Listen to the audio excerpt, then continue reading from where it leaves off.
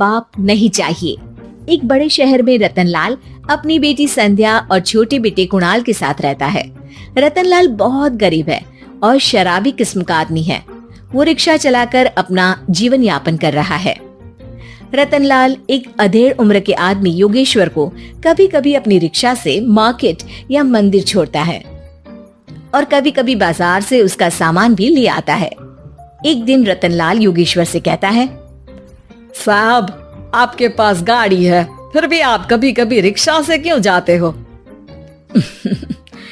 इन शहर की गलियों को आराम से देखना मुझे बहुत पसंद है। ठीक है साहब, मैं चलता हूँ, कल फिर आऊंगा। अरे रतनलाल, रुको तो। मैंने सुना है कि तुम अपनी बेटी को कुछ पैसों के बदले किसी को दे रहे हो। अभी किसी को बेचे नहीं तो क्या करे साहब। एक छोटा बेटा है, उसको पढ़ाना भी है, उसकी देखभाल भी करनी है, और अगर मैं बेटी को घर में रखूंगा तो उसकी शादी कैसे करूंगा साहब। तुमको कितने पैसे मिल रहे हैं? अब 50,000 साहब। देखो, मैं तुमको पूरे 20 लाख रुपए देता हूँ। तुम अपनी बेटी संध्या को मुझे दे दो। हैं? 20 लाख?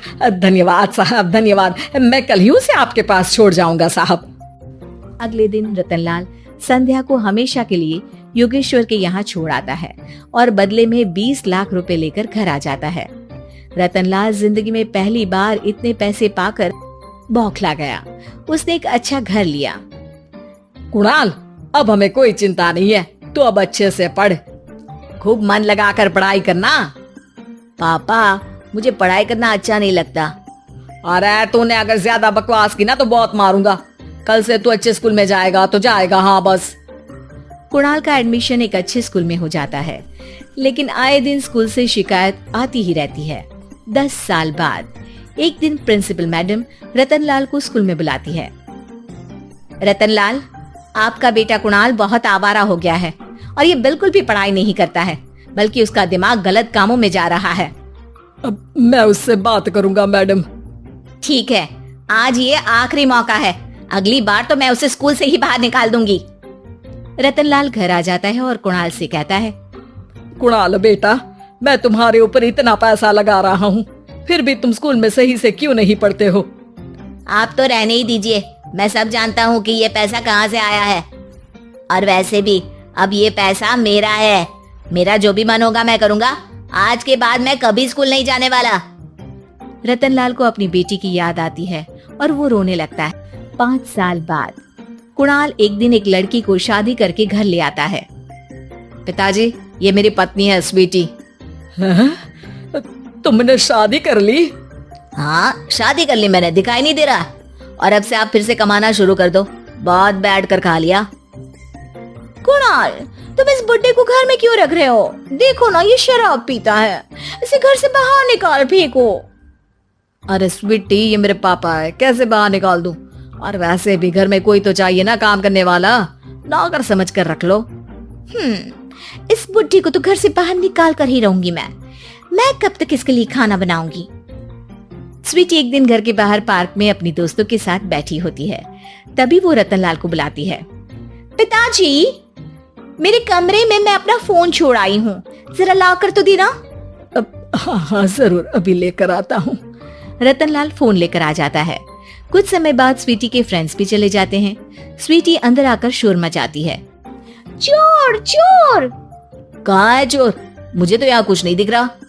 अरे ये अलमारी खुली पड़ी है, जरूर किसी चोर ने ही खोली होगी। अरे कौन आया था यहाँ? यहाँ तो पिताजी आए थे बस। अरे बहू, मैं चोर नहीं हूँ। मुझे तो आप पर अब बिल्कुल भी विश्वास नहीं है पिताजी, क्योंकि जब आप पैसे के लिए दीदी को बेच सकते हो तो आप चोरी भी तो कर ही सकते हो। अरे लेकिन वो सब तो मैंने तेरे भले के लिए किया था ना। मैं तो कहती हूँ कि हमें इनकी कमरे की तलाशी लेनी चाहिए। तुम बिल्कुल सही कह रही हो, चलो। स्वीटी और कुणाल दोनों रतनलाल के कमरे की तलाशी लेते हैं और उन्हें वहाँ स्वीटी की ज्वेलरी और पैसे मिल जाते हैं। मैं तो पहले ही जानता था कि चोर आप ही हो। निकल जाओ मेरे घर से और दोबारा अपनी शक्ल मत दिखाना। रतनलाल आंखों में आंसू लिए घर से निकल जाता है। स्वीटी मन ही मन सोचती है, आज तो मेरी प्लानिंग सफल हो गई। जैसा मैं चाहती थी ऐसा ही किया और बड़ी आसानी से उस बुड्ढी को चोरी का इल्जाम लगाकर घर से भगा दिया।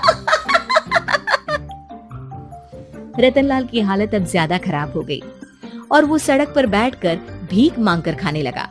एक दिन वहाँ एक गाड़ी आकर रुकी और सड़क पर बैठे सभी भिखारियों को अपने सेंटर ले गई। एनजीओ की मालिक संध्या एक एक करके सभी को सुविधा मुहैया कराती है। तभी उसकी नजर रतनलाल पर पड़ती है। पिताजी। संध्या तू? पिताजी आपकी ये हालत कैसे हुई? ये सब मेरे बुरे कर्मों की सजा है जो मुझे मिल रही है। मुझे माफ कर दे बेटी।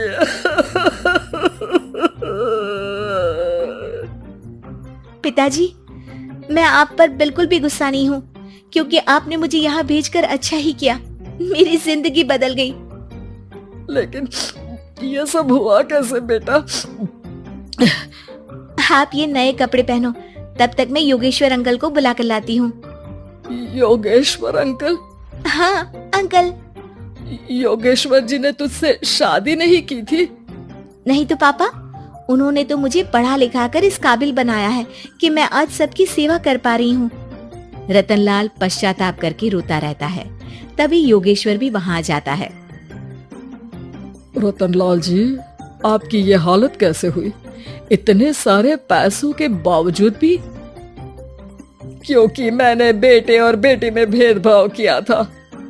लेकिन आपने ये कैसे किया? मुझे ये जानना है, बताइए।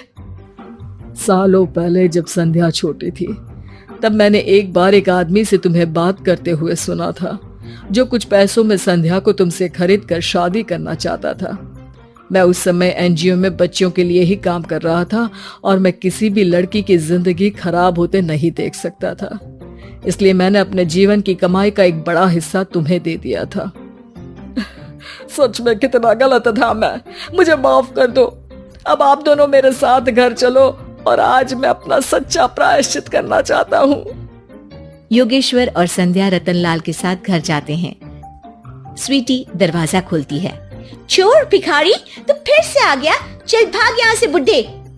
ये घर तुम्हारे बाप का नहीं, मेरा है। बाहर निकलो यहाँ से। रतनलाल कुणाल और संध्या को घर से बाहर निकाल देता है। योगेश्वर जी, अब ये घर आपका है और अब आप यहाँ एक और एनजीओ खोल सकते हैं। शायद अब ये सच्चा प्रायश्चित है। संध्या अपने पिता के गले लग जाती है।